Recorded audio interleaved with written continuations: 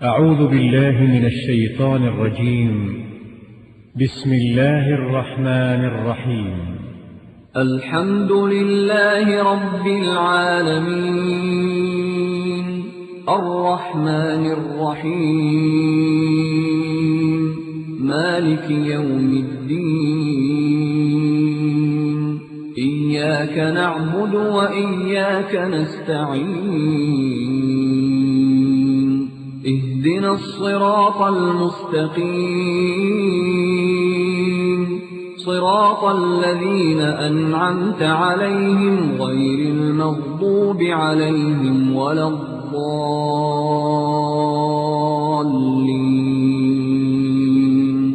بسم الله الرحمن الرحيم. ألف لام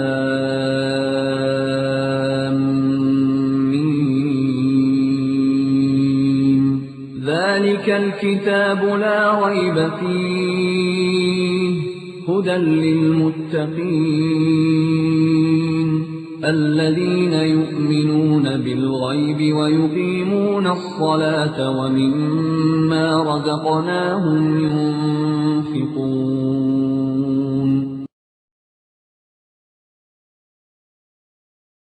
اس فضائل اعمال نے اس امت اسلام سے توحید کو چھینا. رسولوں کی حاجت نہیں، حدیثوں کی حاجت نہیں، قرآن کی حاجت نہیں. اب ڈائریکٹ ان مولویوں کی، ان صوفیوں کی اللہ سے ملاقات ہوتی ہے، وہ اللہ سے ساری باتیں پوچھ کے بتا دیتے ہیں. اس کے بارے میں عقیدہ پیش کیا کہ یہ علم غیب ہمارے پیروں کو بھی ہے، ہمارے بزرگوں کو بھی ہے، ہمارے ولیوں کو بھی ہے. ان صوفیوں کی بھی جتنی کتابیں پڑھو گے کہیں نہیں بتائیں گے اللہ نے کہا، رسول اللہ نے کہا، قرآن میں کہا، حدیث میں. ایک سید صاحب نے بتایا، ایک شاہ صاحب نے ذکر کیا. چاہتے ہو ہدایت مل جائے، چاہتے ہو امن مل جائے، اس کتاب اللہ کو سینے سے لگاؤ، اللہ کی توحید کو سمجھو، اللہ کی توحید کے اندر کسی اور کو شریک نہ کرو. شرک سے تم بچ جاؤ، ہدایت بھی عطا ہو جائے گی اور آخرت میں نجات بھی مل جائے گی.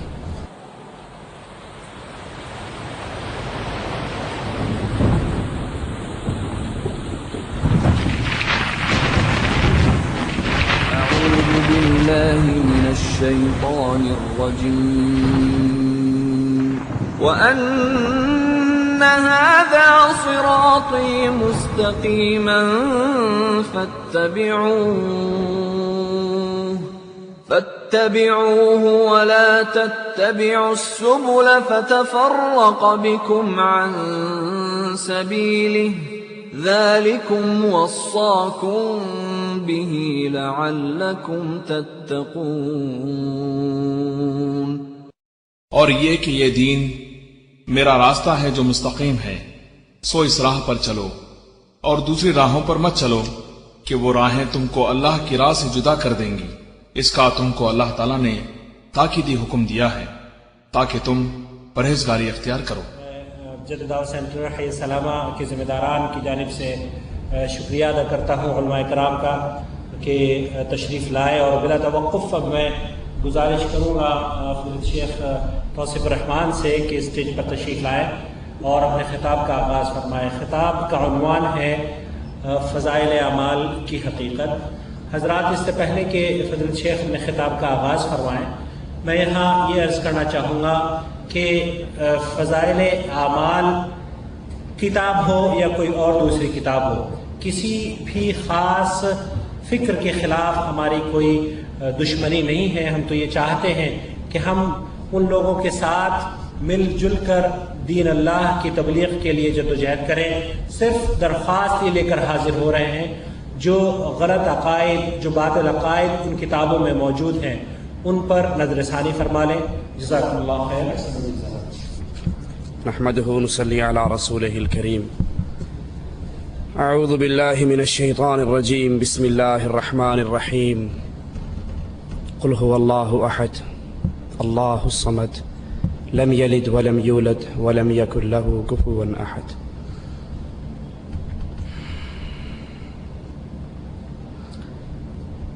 کسی مریض کے دل کا آپریشن ڈاکٹر تجویز کر دیں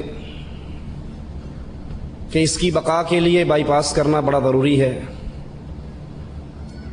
اور وہ کسی سرجن کی تلاش کی بجائے کسی حلاق کے پاس چلا جائے، نائی کے پاس چلا جائے، اور وہ نائی اپنے اسروں سے چیر پھاڑ کے رکھ دے، اس کی حلاقت کی یقینی میں اب کوئی شک نہیں رہے گا۔ کچھ ایسا ہی حال امت اسلام کا ہے۔ امت اسلام کی ہدایت، امت اسلام کی نجات کے لیے عرش والے رب نے اپنے کلام کو اتارا، جو اس کلام کو لے کر آیا وہ فرشتوں کا سردار، جس رات میں آیا وہ راتوں کی سردار، جس ماہ میں آیا وہ مہینوں کا سردار، جس رسول پہ آیا وہ رسولوں کا سردار صلی اللہ علیہ وسلم۔ لیکن افسوس، جو قرآن ہمیں ہدایت کی راہ دکھاتا ہے، جو قرآن ہمارا تعلق اپنے الہ سے جوڑتا ہے، ہم نے اللہ کی اس ہدایت والی کتاب کو چھوڑا، اپنا تعلق لوگوں کی لکھی ہوئی کتابوں سے جوڑا، اللہ کے کلام کو چھوڑا، رب کی کتاب کو چھوڑا۔ کبھی کسی مولوی کی کتاب کو سینے سے لگا لیا، کبھی کسی مولوی کی کتاب کو سینے سے لگا لیا، اور برا ہو ان علماء سو کا جنہوں نے عامت الناس کو یہ بات سمجھائی کہ قرآن سیکھنے اور سمجھنے کے لیے 18 علوم کی ضرورت ہے، ان علوم کو سیکھے بغیر تم کتاب اللہ کو نہیں سمجھ سکتے، اب جو حضرت نے لکھ کر دے دیا ہے اس کو سینے سے لگا لو۔ جب اس امت نے کتاب اللہ کو چھوڑ کر کہیں بہشتی زیور کو تھاما، کہیں فضائل اعمال کو تھاما، کہیں ملفوظات احمد رضا کو تھاما، تو پھر نتیجہ کیا نکلا؟ یہ امت بربادی کی طرف بڑھتی ہی گئی، اور اس امت پر ذلت اللہ نے واجب کر کے رکھ دی۔ کہیں کسی کونے میں ذلیل، کہیں کسی کونے میں ذلیل، اور ذلت کی وجہ کیا ہے؟ الذین آمنوا ولم يلبسوا ایمانہم بظلم اولئک لہم الامن وہم مہتدون۔ چاہتے ہو ہدایت مل جائے، چاہتے ہو امن مل جائے، اس کتاب اللہ کو سینے سے لگاؤ، اللہ کی توحید کو سمجھو، اللہ کی توحید کے اندر کسی اور کو شریک نہ کرو، شرک سے تم بچ جاؤ، ہدایت بھی عطا ہو جائے گی اور آخرت میں نجات بھی مل جائے گی۔ لیکن جب ہم نے اس کتاب اللہ کو چھوڑا تو پھر ہمارے اوپر ہلاکتوں کے دروازے کھلے۔ فضائل اعمال نے اس امت کو کیا دیا؟ سب سے بڑی تباہی اس امت پر فضائل اعمال کے ذریعے اللہ کی خالص سچی اور سچی توحید، وہ توحید جس کو پھیلانے کے لیے کبھی تو آقا کا ماتھا پھٹا، وہ توحید جس کو پھیلانے کے لیے کبھی آقا کے دانت ٹوٹے، وہ توحید جس کو پھیلانے کے لیے کبھی آقا کے گلے میں کپڑے ڈال کر بل دیے گئے، وہ توحید جس کو پھیلانے کے لیے کبھی طائف کے میدان میں محمد رسول اللہ صلی اللہ علیہ وسلم کے سر اقدس سے خون نکلا، جوتیوں میں آیا، زمین پہ گرے، آنکھیں کھولی، فرشتوں نے کہا آقا اجازت دے دو ان پہاڑوں کو اٹھائیں اور اہل طائف پہ گرا دیں۔ کہا نہیں، ان اہل طائف پہ پہاڑوں کو نہ گراؤ، انہوں نے مجھے مارا ہے، مجھے اللہ سے امید ہے ان کی پشتوں سے نکلنے والے ضرور لا الہ الا اللہ کا اقرار کرتے رہیں گے۔ اس سچی اور سچی توحید پر، اللہ کی ذات پر، اللہ کی وحدانیت پر فضائل اعمال نے جو حملے کیے، یہ ہمارے ساتھ میں فضائل صدقات مولوی ذکریہ صاحب کی چھپی ہے کتب خانہ فیضی لاہور سے، اس کا صفحہ 558 ہے۔ 558 صفحے پر اللہ کی توحید پر حملے کرتے ہیں، ذرا آپ بھی سنیے۔ اور پھر شیخ عبد المالک فرما رہے تھے غور کرنا، میری اور آپ کی اللہ سے جو تعلق کی رسی ہے وہ ٹوٹ نہ جائے، اور مشرک کی رسی رب سے جڑا نہیں کرتی۔ اللہ سے محبت، اللہ سے دوستی اہل توحید کی ہوتی ہے، اور جب شرک داخل ہو جاتا ہے اللہ کی لعنتیں اور اللہ کا عذاب برستا ہے۔ یہ صفحہ 558 پر کہتے ہیں، اے اللہ جھوٹا ہوں، کچھ نہیں ہوں، تیرا ہی ذل ہے، تیرا ہی وجود ہے، میں کیا ہوں، کچھ نہیں ہوں، اور جو میں ہوں وہ تو ہے۔ جو میں ہوں وہ تو ہے، میں اور تو خود شرک در شرک ہے، تو میرے میں سے نکلا ہے، میں تیرے میں سے نکلا۔ اے اللہ جو تو ہے وہ میں ہوں۔ رسول اللہ نے تو کہا تھا لا تطرونی کما اطرت النصارى، مجھے ایسے نہ پڑھانا جیسے عیسائیوں نے عیسیٰ کو اللہ کا بیٹا کہا۔ میں اللہ کا بندہ ہوں، اس کا رسول ہوں، مجھے اللہ کی اس دی ہوئی اتھارٹی سے اوپر نہ کرنا۔ لیکن مولوی زکریا صاحب وحدت الوجود کا عقیدہ اس امت میں پھیلاتے ہوئے کہتے ہیں اے اللہ جو تو ہے وہ میں ہوں، جو میں ہوں وہ تو ہے، میں اور تو خود شرک در شرک ہیں۔ نہیں اللہ کے بندو، وہ اللہ ہے، ہم عبداللہ ہیں، وہ خالق ہے، ہم مخلوق ہیں، وہ رازق ہے، ہم مرزوق ہیں، وہ کھلاتا ہے تو کھاتے ہیں، وہ پلاتا ہے تو پیتے ہیں، وہ سلاتا ہے تو سوتے ہیں، وہ اللہ ہے۔ تکاد السماوات یتفطرن من وتنشق الارض وَتَخِرُّ الْجِبَالُ هَدًّا أَن دَعُوا لِلرَّحْمَنِ وَلَدًا۔ ان ظالموں نے اللہ کا جز بنایا، اللہ کا ٹکڑا بنایا۔ وحدت الوجود کے عقیدے کو سامنے رکھ کر یہ کہا ہر چیز ہی وہ ہے، ادھر بھی دیکھوں تو ہی تو، ادھر بھی دیکھوں تو ہی تو، جدھر دیکھوں تو ہی تو، مسجد میں تو، مندر میں تو، میخانے میں تو۔ ہاتھ میں آئے تو رام، ہاتھ میں نہ آئے تو رحیم۔ 561 فضائل اعمال کے اندر لکھتے ہیں کہ ہمارے عبد الرحیم شاہ رائے پوری ان کے ایک خدام تھے، اس عقیدے کو سامنے رکھنا کہ ہر چیز اللہ ہے۔ اس کے لیے من گھڑت جھوٹی روایت کنتو کنزن مخفین، چھپا ہوا خزانہ تھا، اپنا آپ ظاہر کرنا چاہا، پھر دنیا میں جو کچھ ہے یہ میرا ہی روپ ہے۔ امداد اللہ مہاجر مکی لکھتے ہیں شمائم امدادیہ کے اندر کہ بندہ وجود ظاہری سے پہلے خود خدا تھا اور بندہ ہی خدا ہے ظاہر ہے۔ اشرف علی تھانوی لکھتے ہیں امداد المشتاق میں ہمارے ایک صوفی کے پاس ایک بندہ ایک پلیٹ میں حلوہ لے آیا، ایک پلیٹ میں گندگی لے آیا۔ کہا مولوی صاحب جب ہر چیز ہی وہی ہے تو دونوں کھا کر دکھاؤ۔ تھانوی صاحب نے فرمایا ہمارے مولوی صوفی صاحب نے بشکل خنزیر گندگی کھا لی، بشکل ملا حلوہ کھا لیا۔ کہا وہ بھی وہی ہے، وہ بھی وہی ہے، ادھر بھی تو ہے ادھر بھی تو ہے۔ بے تیدی گال نہ کرمائی، مینو الف دی سمجھ نہیں آئی، میم دا برقع پا کے احد احمد وچ اتر آئی۔ 561 فضائل اعمال پر لکھتے ہیں فضائل ذکر میں کہ ہمارے عبد الرحیم شاہ کے خدام تھے، کئی روز استنجا کرنے اس لیے نہیں جاتے تھے کہ انہیں وہاں پر بھی نور نظر آتا تھا، وہاں پر بھی گندگی کے اندر بھی نور تھا۔ ہر چیز ہی اللہ ہے، ہر چیز میں اللہ ہے، ہر چیز اللہ کی صورت ہے۔ نعوذ باللہ گندگی کے اندر بھی ان کو اللہ کے انوار نظر آتے تھے، اس لیے باتھ روم کے اندر بھی نہیں جا سکتے تھے۔ یہ کفر، یہ شرک، یہ کفر و شرک تو آپ کو یہودیوں کے گھر سے بھی نہیں ملے گا، یہ کفر تو شیعوں کے گھر سے ملے گا، جنہوں نے کہا تھا دمادم مسکل اندر علی کا پہلا نمبر، علی دم دم کے اندر، ہر چیز کے اندر علی، ہر چیز کے اندر علی، ہر روح کے اندر علی۔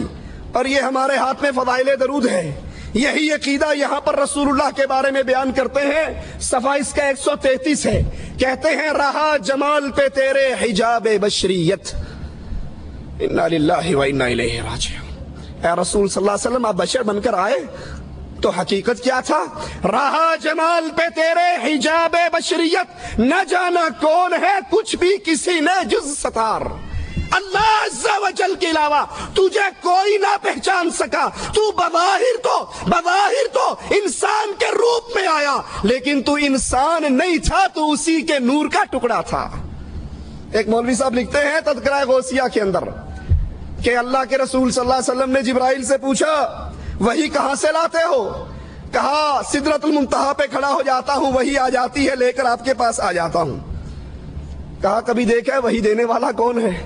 کہا کبھی ہمت پئی نہیں۔ کہا ہون جا کے کریں دیکھی کون سے بیٹھا ہے۔ یہ جبرائیل گئے عرش پہ پہنچے، پردہ اٹھایا تو خود محمد الرسول اللہ بیٹھ کر وہی کر رہے تھے۔ رہا جمال پہ مولوی زکریا صاحب فضائل درود صفحہ 133 کتب خانہ فیدی، رہا جمال پہ حجاب بشریت، اے نبی آپ بشریت کے پردے میں آئے لیکن بشر نہیں تھے۔ یہ صفحہ 223 ہے فضائل حج کا۔ کہتے ہیں پیر جنید بغدادی بیت اللہ کا طواف کر رہے تھے، ایک لڑکی نوجوان وہ بھی ساتھ طواف کر رہی تھی۔ طواف کرتے کرتے کہنے لگی جنید اللہ کا طواف کرتے ہو یا بیت اللہ کا طواف کرتے ہو؟ کہنے لگے نہیں میں تو بیت اللہ کا طواف کرتا ہوں۔ آسمان کی طرف منہ کر کے کہتی ہے اللہ یہ کیسے پتھر دل لوگ ہیں جو پتھروں کا طواف کرتے ہیں، میں تو تیرا طواف کرتی ہوں۔ یہ بیت اللہ بھی اللہ ہے، یہ گندگی میں بھی اللہ کا نور ہے، محمد بھی اللہ ہے، اور مولوی زکریا کہتا ہے جو تو ہے وہ میں ہوں، جو میں ہوں وہ تو ہے۔ یہ عقیدہ وحدت الوجود کا عقیدہ کفر کا عقیدہ ہے، شرک کا عقیدہ ہے۔ اس عقیدے نے، اس فضائل اعمال نے اس امت اسلام سے توحید کو چھینا۔ بڑے دعوے سے کہتے ہیں نہیں جی آپ نہیں سمجھتے، قرآن کے بعد سب سے زیادہ یہی کتاب پڑھی جاتی ہے، لیکن سنیے ان عقیدوں کو سامنے رکھیے اور قرآن کی آیات پہ غور کیجئے۔ قل هو اللہ احد اللہ الصمد لم یلد ولم یولد۔ اللہ ایک ہے، اللہ دو نہیں، تین نہیں۔ لی خمس اطفی بہا حر الوبا، میرے 5 تن پاک نہیں۔ قل هو اللہ احد، اللہ ایک ہے۔ پھر رسول اس کے نور سے نہیں آئے، مولوی زکریا اس میں سے نہیں نکلا، کوئی اس میں حلول نہیں کرتا، کوئی اس میں فنا نہیں ہوتا، وہ کسی میں فنا نہیں ہوتا، بلکہ وہ اپنے عرش پر مستوی ہے، ذات میں اکیلا ہے، عبادت میں اکیلا ہے، صفات میں اکیلا ہے۔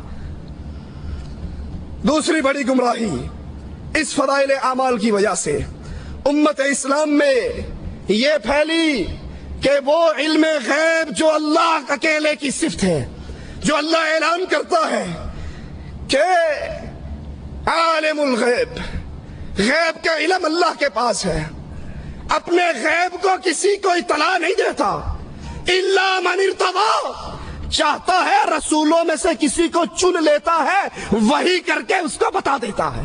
وہ علم غیب جو خاصہ ہے اللہ عز و جل کا، اس کے بارے میں عقیدہ پیش کیا کہ یہ علم غیب ہمارے پیروں کو بھی ہے، ہمارے بزرگوں کو بھی ہے، ہمارے ولیوں کو بھی ہے۔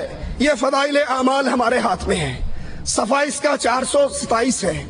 کہتے ہیں شیخ عبدالعزیز دباغ، قریب ہی زمانے میں ایک بزرگ گزرے ہیں، بالکل ان پڑھ تھے، لیکن جب ان کے سامنے کوئی قرآن پڑھتا، حدیث رسول بیان کرتا، حدیث قدسی بیان کرتا، جھوٹی بات بیان کرتا، تو فوراً کہہ دیتے تو نے قرآن کی آیت پڑھی، تو نے حدیث قدسی پڑھی، تو نے رسول کی حدیث پڑھی، اور تو نے جھوٹ بولا، مجھے تمہارے بولنے سے پتہ لگ جاتا ہے، نور نکلتا ہے۔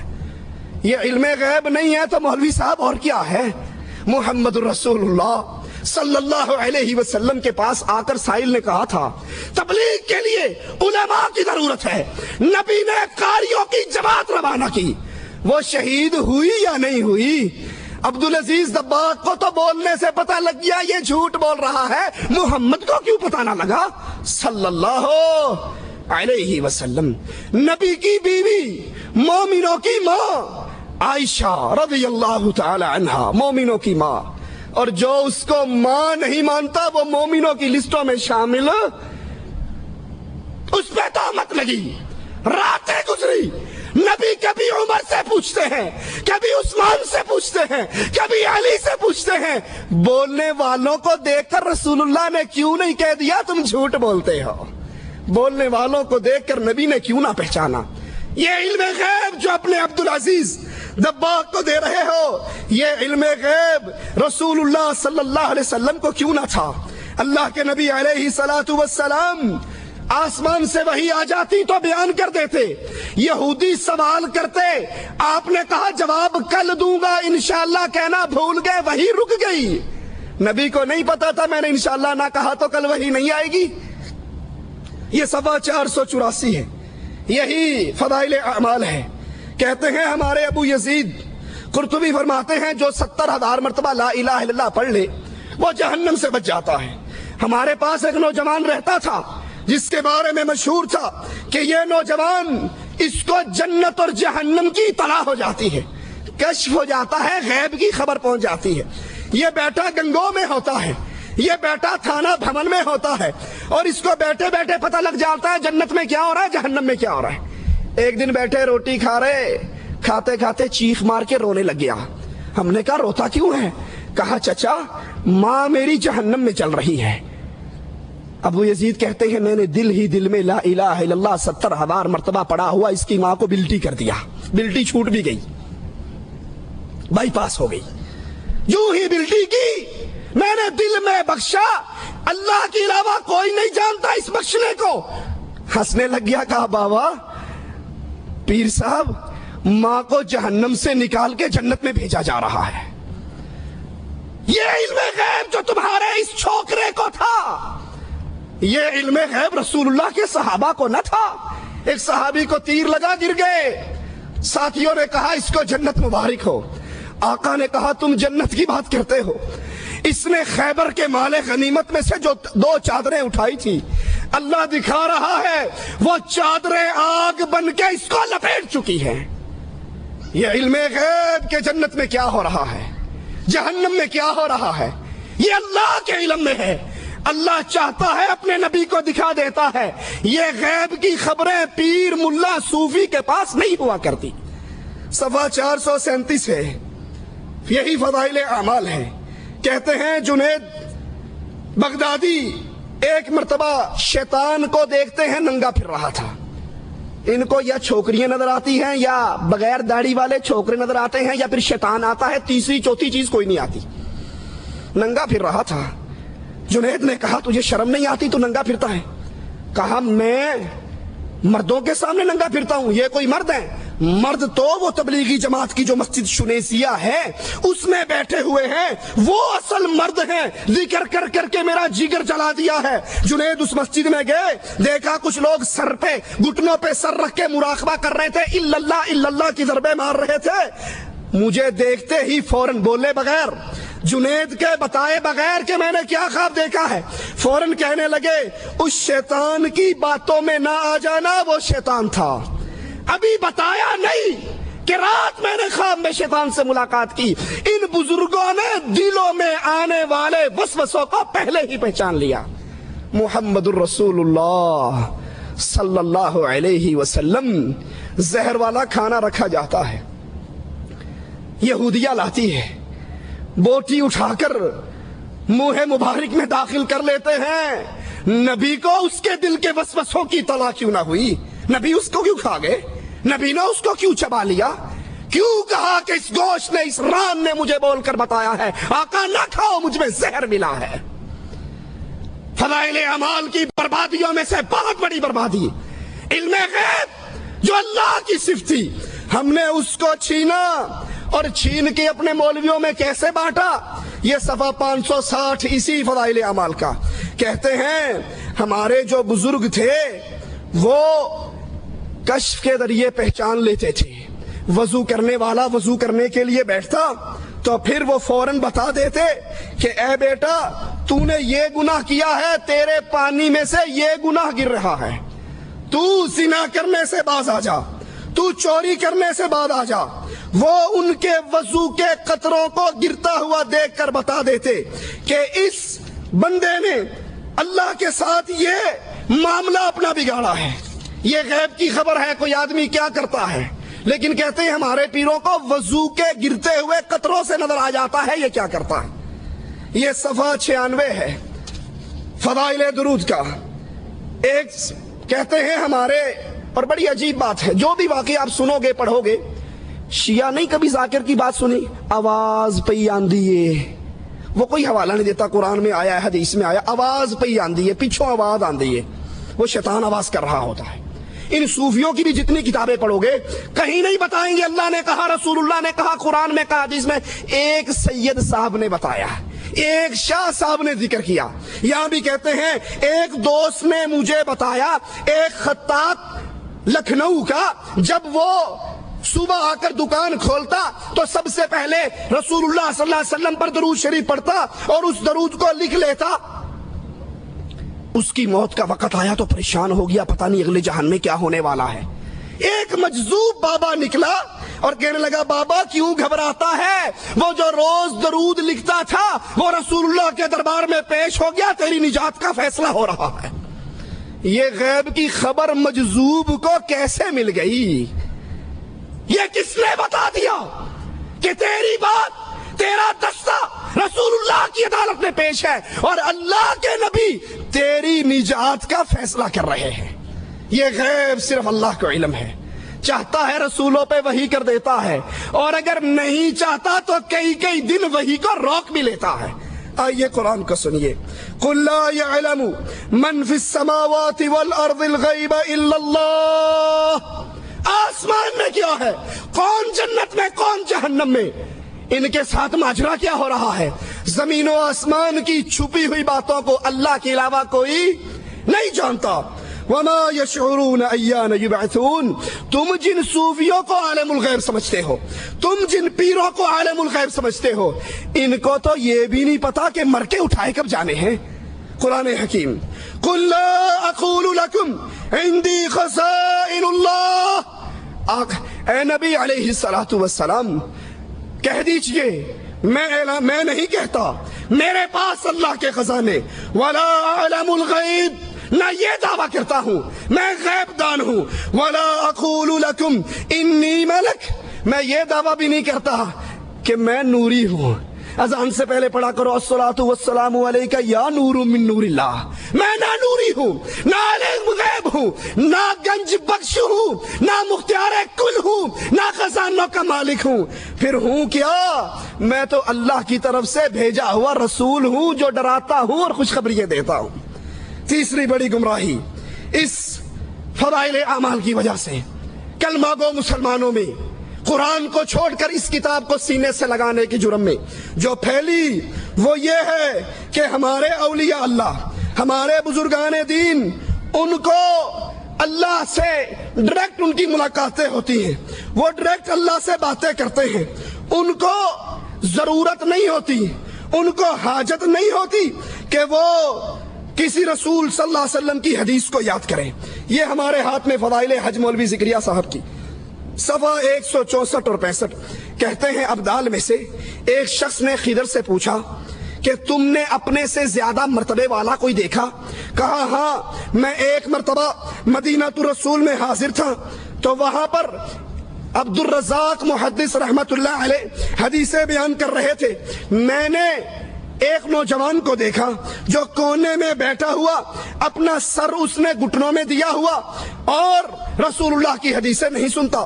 میں نے کہا کیا بات ہے، تو اللہ کے نبی کی حدیثیں کیوں نہیں سنتا؟ کہا یہاں وہ لوگ ہیں جو عبد الرزاق سے سنتے ہیں۔ کس سے سنتے ہیں؟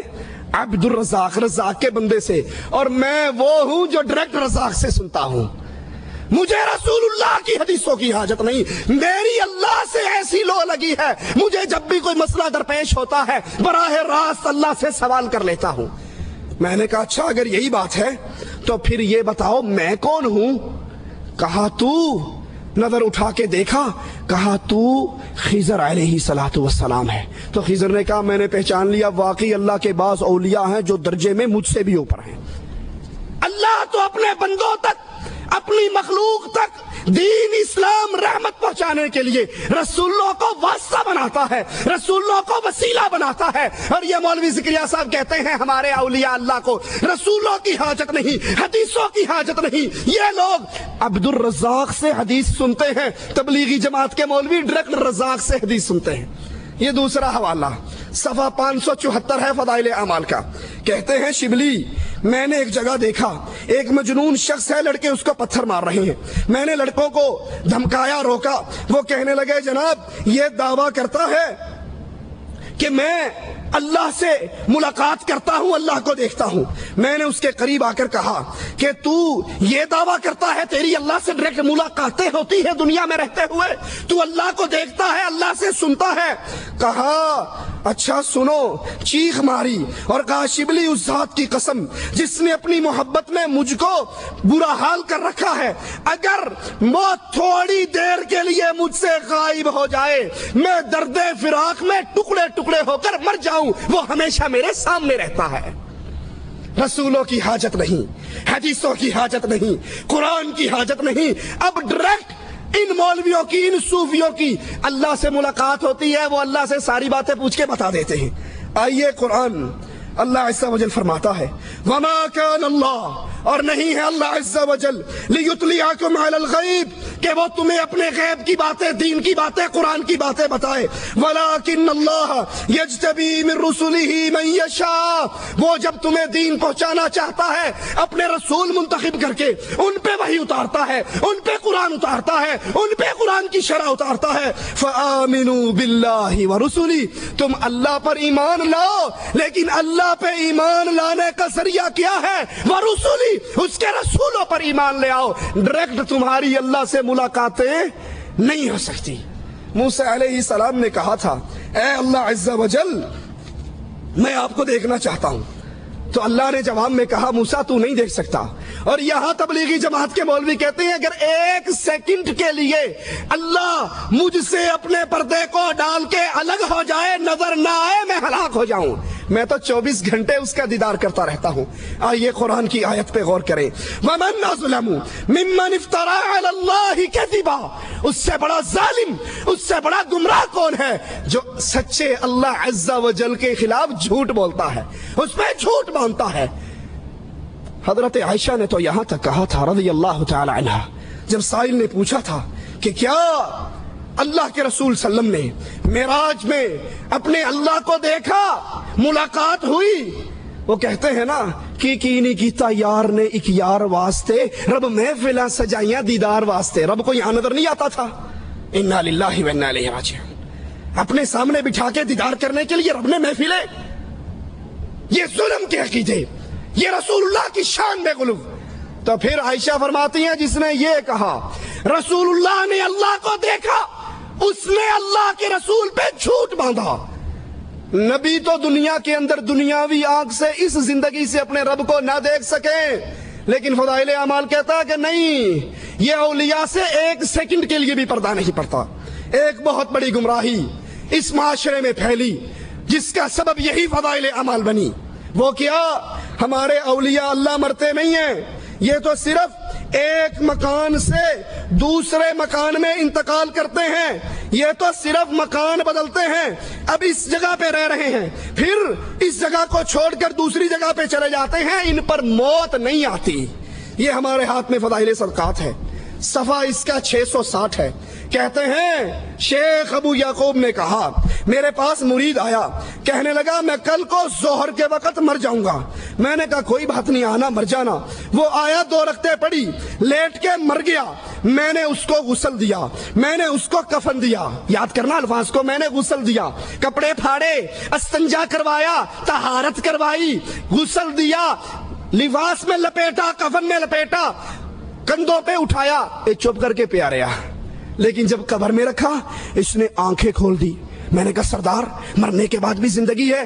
कहा भले आदमी, मैं तो जिंदा हूं, अल्लाह का हर आशिक जिंदा रहता है, हम तो एक मकान से दूसरे में इंतकाल करते हैं, हम मरा नहीं करते, हमें मौत नहीं आया करती। एक और बुजुर्ग कहते हैं, एक मुरीद आया, मैंने जब गुस्ल दिया, उसने अंगूठा पकड़ लिया, इसने नहलाना शुरू किया, उसने अंगूठा पकड़ लिया, गुदगुदी कर दी होगी या चूटी काट ली होगी। मैंने कहा बाबा मेरा अंगूठा छोड़ दो, मुझे पता नहीं, मुझे पता है तुम मरे नहीं, ड्रामा कर रहे हो, तुम मरे। मोहम्मद सैयद शेखुपुरी रहमतुल्लाह अलैह कहते थे, अल्लाह उनकी कब्र को जन्नत का बाग बनाए। अगर ये तुम्हारे मुर्दे मरते नहीं हैं, इनके जनाजे में अल्लाह मगफिरले हय्यना वाह वाह वाह हय्यना, मरा तो है नहीं, मरे हुए कहोगे तो भाभी हो जाओगे, भाभी हय्यना कहा करो। कहा उसने मेरा अंगूठा छोड़ दिया। इब्ने जला कहते हैं, एक बुजुर्ग आए, मैंने उनको फट्टे पे रखा नहलाने के लिए, कहका मार के हंसने लग गए। एक अंगूठा पकड़ रहा है, एक आंखें खोल रहा है और एक हंस रहा है। ये 671 पे। एक और का वाकया सुनिए। अबू सईद कहते हैं एक मर्तबा मक्का में था, बहरम से निकला, दरवाजे से बाहर एक निहायत खूबसूरत आदमी को मरे हुए पड़ा हुआ देखा। मैंने जब गौर से देखना शुरू किया तो मेरी तरफ देखकर हंसने लग गया। कहने लगा अबू सईद तुम्हें पता नहीं, मोहब्बत करने वाले दोस्त मरा नहीं करते, सिर्फ एक जगह से दूसरी जगह पे मुंतकिल हुआ करते हैं। मुहम्मदुर रसूलुल्लाह صلی اللہ علیہ وسلم. ابھی شیخ فرما رہے تھے, عمر نے تلوار نکال کر کہا رضی اللہ عنہ وارضا, جس نے کہا محمد مر گئے صلی اللہ علیہ وسلم گردن کو کاٹ ڈالوں گا. میرے نبی اٹھ کر کیوں نہیں آ گئے؟ کہا عمر پریشان کیوں ہوتا ہے, میں صرف اتوں پردہ کیتا ہے, اصل میں جاگ رہا ہوں, زندہ ہوں, سب کچھ دیکھ رہا ہوں. اگر تمہارے بزرگ انگوٹھے پکڑ سکتے ہیں, فاطمہ نے 6 مہینے رسول کی زندگی کے بعد زندگی پائی, کسی نے فاطمہ کو مسکراتے نہ دیکھا. فاطمہ کو قریب کر کے کہا تھا آقا نے, فاطمہ کان میں کچھ کہا تو رونے لگ گئی. عائشہ نے پوچھا روئی کیوں تھی؟ کہا بابا نے کہا تھا فاطمہ اب میں تجھ سے دور جا رہا ہوں, اب میری موت کا وقت قریب آ رہا ہے, میں جا رہا ہوں. دوبارہ کہا جنت میں سب سے پہلی میری ملاقات تجھ سے ہونی ہے. نبی تو کہے میں مر رہا ہوں, قرآن تو کہے وما محمد الا رسول قد خلت من قبلہ الرسل افإن مات, قرآن تو کہے انک میت, لیکن تبلیغی کہتے ہیں ہمارے نہیں مرتے. صرف مرتے ہی نہیں بلکہ یہ صفحہ 669 ہے, فضائل صدقات ہے. ابو علی نے کہا ایک فقیر میرے پاس عید کے دن آیا, خستہ حال, پرانے کپڑے, کہنے لگا کوئی پاک صاف جگہ ہے جہاں میں لیٹ کے مر جاؤں؟ کہا آ جاؤ, لیٹ جاؤ, مر جاؤ, بڑی کھلی جگہ ہے. وہ آیا, لیٹ گیا, مر گیا, اور جب وہ مرنے لگا اینڈ ہو گیا, ہوا نکل گئی, میں نے غسل دیا, کہنے لگا بے وقوف مجھے مردہ نہ سمجھنا, میں زندہ ہوں, قیامت کے دن پوری وجاہت کے ساتھ تیری مدد کروں گا. رسول اللہ نے تو کہا تھا فاطمہ سے خذی من مالی ما شئتی, جو جی چاہتا ہے میرے مال میں سے لے لے, عمل کر لینا. عرش والے نے پکڑ لیا تو محمد کی بیٹی میں چھڑا نہ سکوں گا صلی اللہ علیہ وسلم. اس حدیث کو بھی سامنے رکھیے. اور یہ صفحہ 711 فضائل صدقات. کہتے ہیں مولوی زکریا صاحب, عرب کی جماعت ایک سخی کی قبر پہ گئی, اونٹ پہ سوار ہو کر گئے. وہ قبر والا اونٹ والے کے خواب میں آیا اور کہنے لگا تم آئے ہو خالی پیٹ واپس چلے جاؤ, مجھے اچھا نہیں لگتا, یہ اونٹ مجھے بیچ دو, اس کے بدلے میں اصیل اونٹ گھر کھڑا ہے وہ لے لو. خواب میں سودا طے ہوا. لفظ ہے مولوی زکریا صاحب کے, قبر والا اٹھا, قبر سے نکلا, اونٹ کو ذبح کیا. قبر والا اٹھ کے باہر آ کے اونٹ ذبح کر کے پھر قبر میں چلا گیا. آگے پولیس کی چیک پوسٹ لگی ہوئی تھی, بیگم کو مل کر کیوں نہیں آیا؟ یتیموں کے سر پہ ہاتھ رکھ کر کیوں نہیں آیا؟ کہا ہم گوشت کھا پی کے جان بنا کے پیٹ بھر کے جا رہے تھے, سامنے سے ایک نوجوان آیا, تم میں فلاں ابن فلاں کون ہے؟ کہا میں ہوں. کہا میرے باپ کو کوئی چیز بیچی ہے؟ کہا سودا خواب میں قبر والے سے اونٹ کا ہوا تھا, کہا اس کے بدلے یہ اونٹ لے لے. مولوی زکریا صاحب کہتے ہیں یہ سخاوت کی حد ہے کہ مرنے کے بعد بھی قبر پہ آنے والوں کو خالی پیٹ نہیں بھیجا. قبر پہ آئے تھے یا کسی ہوٹل میں گئے تھے؟ یہ گئے کہاں تھے؟ قرآن سے سنیے, أَلَمْ يَرَوْا كَمْ أَهْلَكْنَا قَبْلَهُمْ مِنَ الْقُرُونِ أَنَّهُمْ إِلَيْهِمْ لَا يَرْجِعُونَ. ان سے پہلے ہم نے کتنے ہی لوگوں کو مارا ہے, کتنی ہی بستیاں ہلاک ہوئی ہیں. سنو مالک کا فیصلہ, أَنَّهُمْ إِلَيْهِمْ لَا يَرْجِعُونَ. رب کا فیصلہ ہے جو مر کے اگلے جہان چلا جائے وہ واپس نہیں آیا کرتا. اشرف علی تھانوی اشرف السوانے میں لکھتے ہیں نانا جان کے بارے میں. نانا جان حج پہ جا رہے تھے, ڈاکوؤں نے حملہ کیا, مر گئے, قتل ہو گئے, ختم ہو گئے.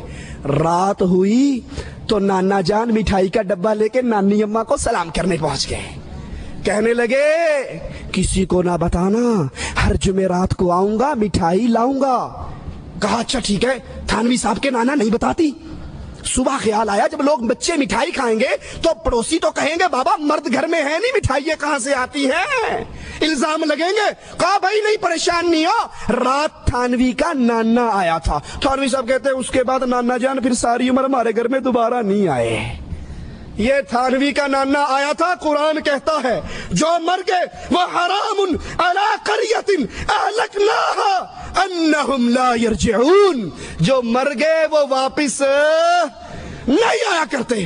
پوچھو یہ آنے والا کون ہے؟ جو مر کے اللہ کے دربار میں چلا گیا وہ واپس نہیں آتے.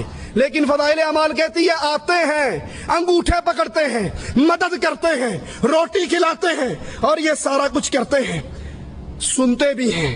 جبکہ قرآن کہتا ہے انک لا تسمع الموتى اے نبی آپ ان مردوں کو سنا نہیں سکتے, آپ ان کو اپنی آوازیں سنا نہیں سکتے. فضائل اعمال کو سینے سے لگانے کی وجہ سے پانچویں بڑی گمراہی اس اہل ایمان اہل اسلام قوم میں قرآن کو چھوڑنے کی وجہ سے جو داخل ہوئی وہ یہ کہ قبر پرستی کی کھلی ہوئی دعوت دی گئی. قبر پرستی کی دعوت, بزرگوں سے, مرے ہوئے بزرگوں سے مدد مانگنے کی دعوت, ان سے مسائل حل کروانے کی دعوت. یہ فضائل صدقات ہے. صفحہ اس کا 716 ہے. کہتے ہیں ہمارے ایک آدمی تھے مصر میں, ایک صاحب خیر, کوئی دلیل نہیں, ایک بندہ آواز پہ جان دیے, مصر میں ایک صاحب خیر ضرورت مند فقیروں کو چندہ اکٹھا کر کے دیتے تھے. ایک فقیر آیا, چندہ مانگا, کہیں سے نہ ملا, ہر جگہ سے مانگا. آخر میں ایک سخی کی قبر پہ جا کر بیٹھ کر سارا حال سنا دیا کہ یہ غریب ہے, اس کو کچھ نہیں مل رہا, اور آ کر اپنے پاس سے 1 دینار توڑا, آدھا اس کو دیا, آدھا جیب میں رکھا. رات کو یہ قبر والا خواب میں آیا, کہنے لگا اس وقت مجھے بولنے کی اجازت نہیں تھی, میں نے باتیں تیری ساری سن لی تھی, بولنے کی اجازت نہیں تھی. میرے گھر میں جاؤ, انہیں کو چولہے کے نیچے جو مرتبان ہے وہ پھاڑو, اور وہاں سونے اور شرفی دفن ہے وہ مجھے دے دو. یہ گئے, جگہ پھاڑی, سونا نکالا, اور پھر ان گھر والوں سے کہنے لگا خواب کی بات ہے, حقیقت نہیں ہوا کرتی, تم سونا رکھ لو. کہا بڑی بے غیرتی ہے, وہ مر کے بھی سخاوت کر رہا ہے اور ہم زندے اس پہ قبضہ کر لیں. قبر والے پر جاؤ, قبر والے کے پاس بیٹھو اور وہاں جا کے اپنی مشکل سناؤ. یہ فضائل حج ہے ہمارے ہاتھ میں. اس کا صفحہ 138 ہے. کہتے ہیں ایک آدمی مرا, اس کے ورثے کے اندر رسول اللہ صلی اللہ علیہ وسلم کے بال آئے. ایک بھائی نے سارے بال لے لیے اور ایک بھائی نے مال لے لیا. مال والے کا مال ختم ہو گیا, بال والے کو اللہ نے بڑا مال دیا. پھر جب یہ مر گیا, مولوی ذکریہ صاحب کہتے ہیں ہمارے صلحاء کے خواب میں اللہ کے نبی آئے, کہا کسی کو کوئی مسئلہ ہو وہ اس قبر پہ بیٹھ کر دعا کرے, اس کا مسئلہ ختم ہو جائے گا. یہ فضائل حج ہے. مولوی ذکریہ صاحب قبر پرستی کی دعوت کیسے دے رہے ہیں آپ بھی سنیے. کہا جب تم مدینے میں جاؤ, نبی صلی اللہ علیہ وسلم کی قبر کے پاس جاؤ, اپنے سر کو جھکا کر رکھو, نبی کی ہیبت دل میں بٹھاؤ اور یاد کرو نبی کی جو قبر ہے, نبی کی جو قبر ہے وہ قبر دنیا کی ساری جگہوں سے اچھی ہے, بلکہ رسول اللہ کی قبر کا وہ حصہ جو آپ کے جسم سے لگا ہوا ہے وہ کعبے سے افضل ہے, وہ عرش سے افضل ہے, وہ اللہ کی کرسی سے افضل ہے. پھر بیت اللہ کا طواف چھوڑ کے اسی قبروں کا طواف کیا جائے نا. ہمارے پاس طارق جمیل صاحب کی کیسٹ یہیں پر موجود ہے, کوئی بھائی لینا چاہے تو دے سکتے ہیں. موری شریف کے دربار پہ گئے 19 امیروں کو لے کر, پھر ان کا خطاب ہوا دربار پہ. ان کے خطاب سے پہلے گدی نشین نے خطاب کیا. اس نے کہا مولوی طارق جمیل اور 19 تبلیغی امیروں نے ذکر میں, فکر میں, حمد میں, نعت میں, قوالی میں, سما میں, وجد میں, ایک ایک کام میں شرکت کی. ہم سمجھتے تھے ہمارے درمیان بڑا فرق ہے, لیکن مولوی صاحب کا عمل دیکھ کے ہمیں تو یقین ہو گیا ہمارے درمیان بننا تو بڑا ہوتا ہے, بننی کا فرق بھی نہیں ہے. میں مولوی طارق جمیل کو دعوت دیتا ہوں, اس سٹیج سے آ کر دعوت کا کام کرو جہاں عشق مصطفیٰ ہو اور خوف خدا ہو. پھر مولوی طارق جمیل صاحب نے بیان کیا ولی الاولیاء کی شان, ولی الاولیاء قطب, غوث, ابدال, اور نیچے سے نعرے لگے نعرہ حیدری, نعرہ رسالت, نعرہ غوثیہ, یا ایھا النبی. اس کا ترجمہ کیا ہے غیب کی خبریں بتانے والے اور مجمع بریلویوں کا, ان کے عرس کا. نیچے سے نعرہ لگا نعرہ رسالت. یہ قبر پرستی کی دعوت ہے. قبروں پہ بیٹھو, قبر والوں کو حاجت سناؤ. اور قرآن اعلان کرتا ہے والذین یدعون من دون اللہ لا یخلقون شیئا وهم یخلقون اموات غیر احیاء وما یشعرون ایان یبعثون. تم تو کہتے ہو ہمارے تبلیغی عالم نے قبر والے کو کہا, اس نے صدقہ کیا, اونٹ ذبح کیا. قرآن کہتا ہے جن کو تم پکارتے ہو انہوں نے کسی چیز کو پیدا نہیں کیا, یہ خود بندے دے پتر نے, یہ خود مخلوق ہے. اور حالت کیا ہے اموات غیر احیاء, یہ مردہ ہیں, یہ زندہ نہیں ہیں. انہیں تو یہ بھی نہیں پتا اٹھایا کب جانا ہے. بہت بڑی بدعقیدگی اہل ایمان میں, مسلمانوں کے اندر اس قرآن کو چھوڑنے کی وجہ سے, ان فضائل اعمال کو اپنے سینے سے لگانے کی وجہ سے جو پھیلی, اس میں ایک بڑی خطرناک بات رہبانیت کی دعوت, صوفیت کی دعوت. یہ ہمارے ہاتھ میں فضائل درود ہے, مشکل کشائی کی دعوت, اس کو پکارو اس کو پکارو. ایک کہتا ہے فضائل درود کے اندر میں حج پہ گیا, صفحہ 116 ہے, میری ماں مر گئی وہیں رہ گئی, منہ کالا پیٹ پھول گیا, میں نے کہا یہ کیا مصیبت آ گئی؟ اچانک مدینے سے دیکھا ایک ابر آیا، نیچے اترا، اس میں سے بندہ ظاہر ہوا، ماں کے منہ پہ، پیٹ پہ، جسم پہ ہاتھ پھیرا، وہ پھیرتے ہی فوراً ہی ماں بالکل ٹھیک ٹھاک ہوگی۔ میں نے کہا تو کون ہے؟ کہا تو نے نہیں پہچانا؟ کہا نہیں میں نے تو نہیں پہچانا۔ کہا میں محمد الرسول اللہ ہوں۔ اللہ کے نبی علی اور عائشہ کی صلح کے لیے کیوں نہ آئے؟ اللہ کے نبی عمر کو شہید ہوتے ہوئے بچانے کے لیے کیوں نہ آئے؟ اللہ کے نبی عثمان جب گرفتار تھے، پیاسے تھے، اس پیاسے کی پیاس بجھانے کے لیے کیوں نہ آئے؟ اللہ کے نبی حسنین کریمین کو کوفیوں کے شر سے بچانے کے لیے کیوں نہ آئے؟ تیری ماں مر گئی تو اللہ کے نبی صلی اللہ علیہ وسلم نے فوراً آ کر اس کے منہ پر اللہ کے نبی پہ اتنی بڑی تہمت۔ عائشہ فرماتی ہیں عورت بیعت کرنے کے لیے آئی، پردے کے پیچھے سے ہاتھ آگے کیا، آقا کی نظر انگلی کی پوریوں پہ پڑی، کہا عائشہ اس سے کہا ہاتھ پیچھے کرے، محمد نام محرم عورتوں کی انگلیوں کو دیکھنا بھی برداشت نہیں کرتا۔ اور ظالم اتنی بڑی رسول اللہ کی توہین کہ اللہ کے نبی علیہ الصلوۃ والسلام نے اس عورت کے منہ پہ، پیٹ پہ، جسم پہ ہاتھ پھیرا۔ اور وہی صوفیت کی بات، رہبانیت کی دعوت اس کتاب نے کیسے پیش کی؟ یہ دیکھیے ہمارے ہاتھ میں 356 صفحہ ہے، فضائل اعمال ہے۔ کہتے ہیں عبد الواحد مشہور صوفی ہیں، ایک روز نیند کا اتنا غلبہ ہوا، سو گئے، رات کو خواب آیا، خواب کے اندر وہی ایک حسین و جمیل خوبصورت ریشمی لباس میں لپٹی ہوئی لڑکی نظر آئی، کہنے لگی تو سو رہا ہے، فکر کر میرے لیے، بھاگ دوڑ کر اٹھے، اور اٹھنے کے بعد قسم اٹھا کر کہا آج کے بعد کبھی نہیں سوؤں گا، اور 40 سال تک عشاء کی وضو سے فجر کی نماز پڑھتے رہے۔ رسول اللہ کے پاس 3 صحابہ آئے تھے، تفصیل کا وقت نہیں، اور یہی قسم کھائی تھی، ایک نے کہا رات کو نہیں سوؤں گا، ایک نے کہا افطار نہیں کروں گا، تیسرے نے کہا شادی نہیں کروں گا۔ نبی نے پکڑ کر کہا تم میں سب سے اللہ سے ڈرنے والا میں ہوں، سنو، یاد کرو، من رغب عن سنتی فلیس منی، جس نے میری سنت کو چھوڑا وہ مجھ میں سے نہیں ہے۔ ایک سید صاحب کا بیان 360 صفحہ پر، کہتے ہیں ایک سید صاحب کا قصہ ہے، 12 دن تک ایک ہی وضو سے ساری نمازیں پڑھی، 12 دن تک، سن رہے ہیں آپ، 12 دن تک ایک ہی وضو سے، کوئی بڑی پکی قسم کی قبض ہوئی تھی، اس کو نہ پیشاب کی حاجت نہ پخانے کی حاجت، کچھ بھی نہیں ہوئی، 12 دن تک ایک وضو سے نماز پڑھی، اور 15 سال تک مسلسل کبھی لیٹنے کی نوبت نہیں آئی، 15 سال تک نہیں لیٹے۔ اور صفحہ 382 پہ ایک اور بزرگ کے بارے میں کہتے ہیں، ان کے پاس ایک مرید آیا، انہوں نے فجر کی نماز پڑھی، فجر کی بعد نفل شروع ہو گئے، نفل لے کر ظہر تک پڑھتے رہے، ظہر کی نماز پڑھی، ظہر کی نماز کے بعد پھر نفلوں میں شروع ہو گئے، عصر تک نفل پڑھتے رہے، عصر کی نماز پڑھی، اس کے بعد دعا میں مشغول ہو گئے، مجھ سے فارغ ہوئے، مغرب کی نماز پڑھی، مغرب کے بعد نفلیں شروع کر دی، پھر عشاء کی اذان ہوئی، عشاء کی نماز پڑھی، یہ بیٹھا رہا بیچارہ انتظار کرتا رہا، عشاء کے بعد نفلیں شروع کر دی، پھر صبح ہوگی، صبح کی نماز پڑھی، صبح کی نماز پڑھنے کے بعد ذکر شروع کر دیا، بیٹھے بیٹھے آنکھ لگ گئی تو فوراً آنکھ کھول کے کہتے ہیں استغفر اللہ، اس آنکھ سے اللہ کی پناہ جو نیند سے بھرتی نہیں ہے۔ یہ نماز پڑھتا رہا یا سوتا رہا ہے؟ یہ دعوت رسول اللہ صلی اللہ علیہ وسلم کی دعوت نہیں۔ اللہ کے نبی زینب کے گھر میں آئے، لٹکی ہوئی رسی کو دیکھا، کہا کیا ہے؟ کہا جب زینب تھک جاتی ہے پھر زینب اس کا سہارا لے کر، اس کا ٹیک لے کر، اس کا ٹیک لگا کر پھر نماز پڑھتی ہے۔ کہا اس کو کھول دو اور اس کو سنا دو، جب وہ تھک جائے تو اس پر اس کے جسم کا حق شروع ہو جاتا ہے۔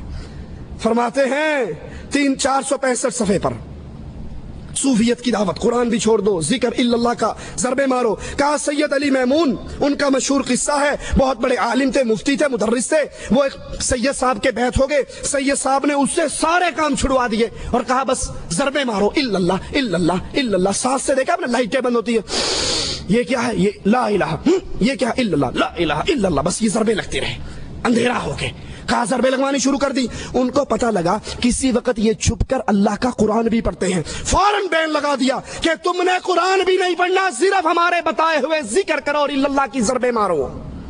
کہا کچھ عرصے کے بعد ان کا دل جاری ہو گیا، پھر دل نے ضربے مارنی شروع کر دی، پھر دل سے اللہ کی صدائیں نکلنی شروع کر دی، پھر جب ان کا دل چل پڑا پھر ان سے کہا ہاں اب تم قرآن پڑھو۔ پھر جب قرآن پڑھا تو ایسے ایسے انوار ان کے سامنے آئے جو اس سے پہلے نظر نہیں آئے تھے۔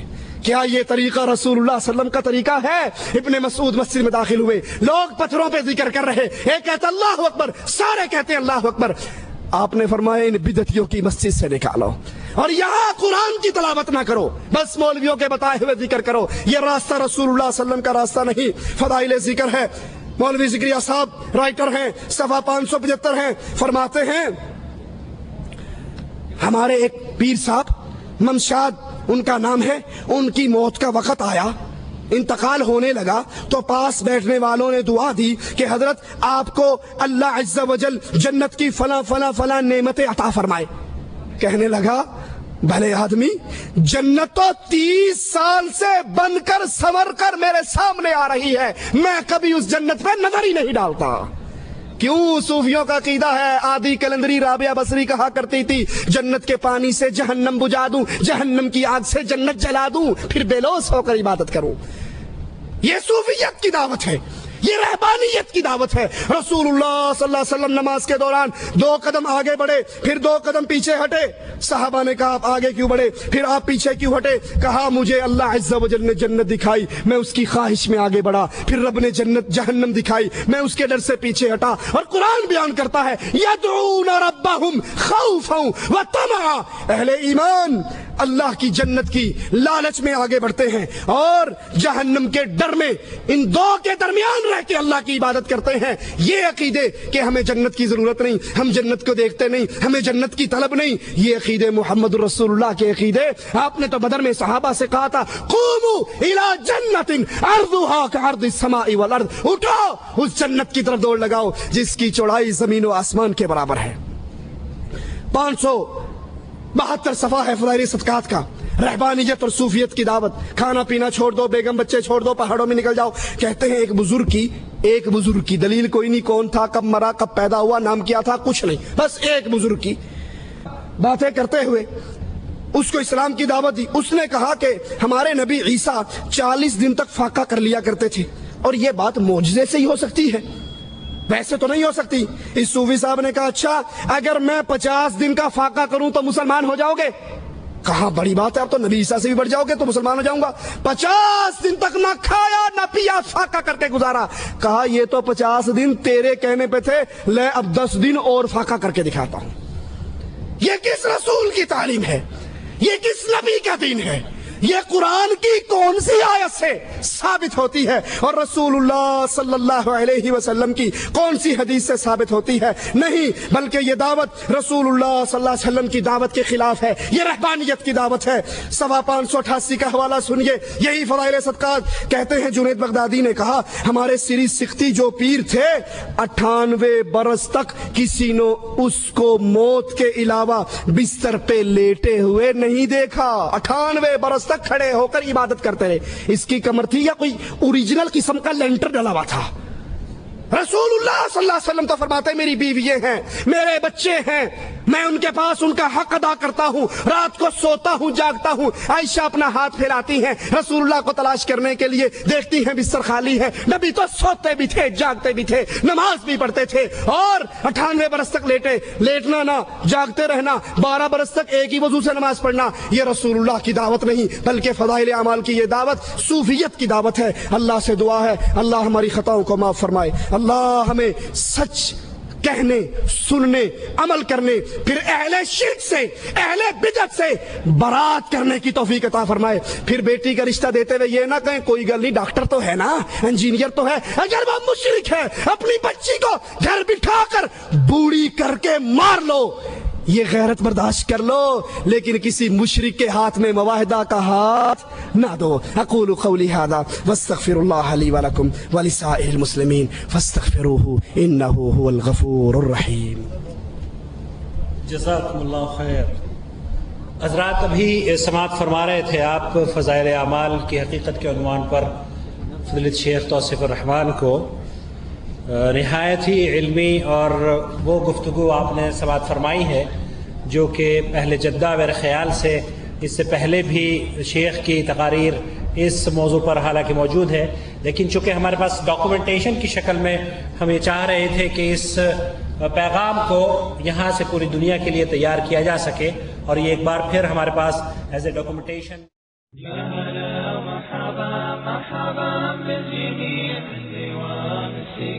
عندنا تغبير يا هلا مرحبا مرحبا بالجميع عندي ومسلقة عندنا تغبير الكرم لكم والكرم ما يضيع عند قوم انتحاموا على دينها الكرم لكم والكرم ما يضيع عند قوم انتحاموا على دينها يا هلا مرحبا مرحبا بالجميع عندي ومسلقة